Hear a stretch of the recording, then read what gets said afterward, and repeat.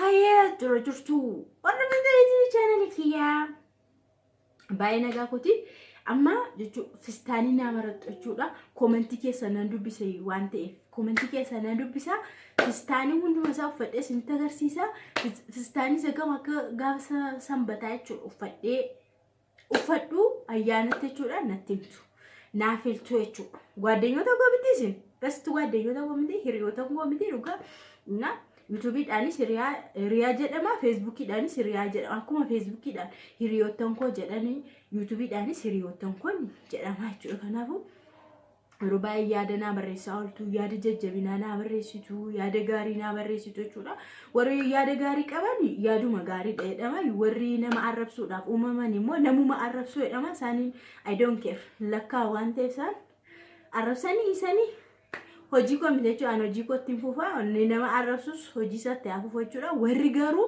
yaada gaarii qabdan dhuguma akka hiriyaatti jechuudha wayyaafa sagana sirraa bareeda fayyu fistaanii sagana sirraa bareedaa jettanii yaada gaarii qabdan warri akkuma hiriyaatti fakkeenyaaf hiriyaan jechuudha uffata sagana immoo sagana uffadhee oolu sagana immoo sagana uffadhee deemu jedhee gaafata jechuudha anis akkuma kana sinitti dhiifadha jechuudha by the way fistaanota an biyya Arabaati fidee dhufe hundisa tokko naan taane jechuudha uffata biyya Arabaati ka maal ofii safaratanii in ilaallatanii akkuma ta'etti bibbitama jechuudha kanaafu baay'ee isaan maallaqa kootiin himmite jechuudha fakkeenyaaf kana maallaqa kiyya annasu bite kanaaf tokko kana jechuudha kun fistaaniidha jechuudha garuu maalidha rakkinni isaa maalidha waa irratti uffachuu barbaada jechuudha kootii wayii waan tokko irratti yoo uffatame malee hin ta'u fistaanii dhammoo jedhama gaam fistaanii jedhama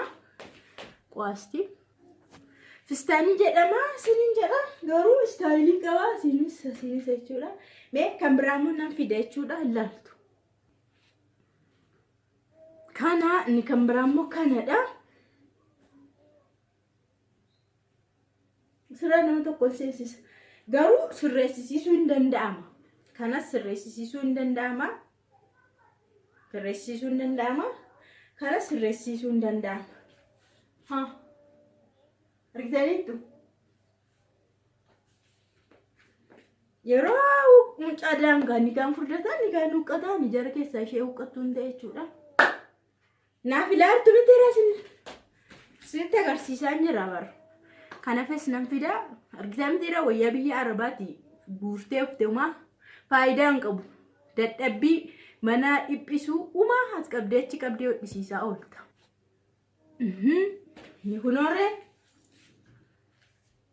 sintuun latamni gara jalas staayilii isaa argaartumni jalaan staayilii isaa lalaartumni ballaadha bakka kas jechuudha staayilii isaatiin uffata kennutti agarsiisatoo itti gaafa warri kaanii warri naafiltan garuu naafila komentii keessa nan dubbisa kun garuu kootii irratti akka uffatamu suma asirratti ma kootii wayii wanta safaana deemu yoo irratti uffatame malee hin ta'u geessu kunis kan biraati argitani kun garuu bareedaa fakkaata garuu maal ta'e seetanii kun bareedaa fakkaata kunis maal rakkin isaa waan irratti uffatan malee hin ta'u bakka fistaanii uffatee kee namni kootii faa irratti naa uffatu immoo naanna dabbara garuu hin ta'alleeti biyya kanatti uffatama leeti irratti uffatanii deemu an garuu duwwaa masaa uffachuu kan hin barbaade jechuudha tokko hin arganne kanaaf ilaala baay'eeraadha kuni sayyoorraa muramee sirreessame malee akkanaanis hin ta'u jechuudha yoo sirrate malee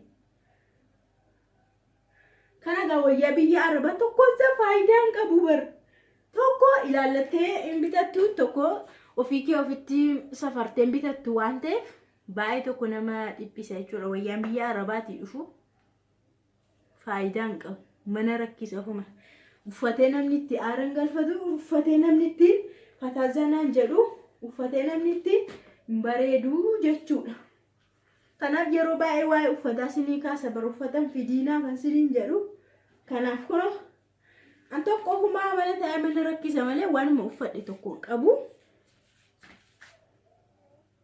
Tokko tafe isheessin agarsiiseeni komentii naa caraccartu jechuudha. Hayyee kana akkamitti ilaaltan baay'eeraadha. Ay huuqinni mataarra na baheera. Hunda isaa keessaa kana wayye natti fakkaata garuu kana dabbareessa irra keessaan uffatan sanadha malee.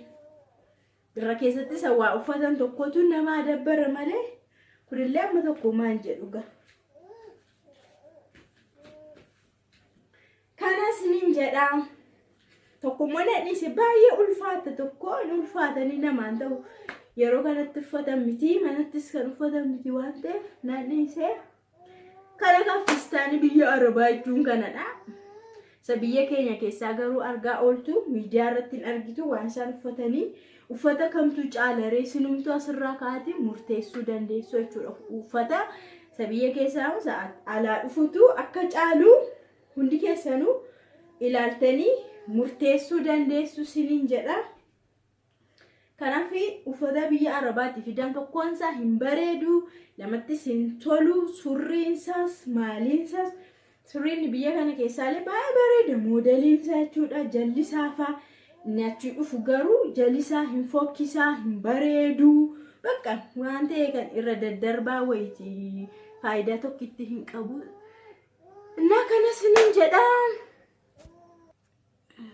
Kanaaf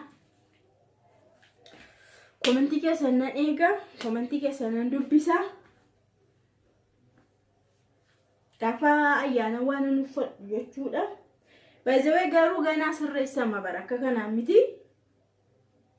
Kan isin naafiltanii warra hodhan bira geesse iddoo rakkina isaanii lama natti beekamaadha waan ta'eef iddoo rakkina isaa iddoo babal'ate iddoo sirrachuu qabu akkam akka ta'uu qabu kunsaa maal akka ta'uu qabu ammaan natti beekamaadha waan ta'eef akkamitti akkan ajajadhu iddoo warra hodhan sana bira deemu.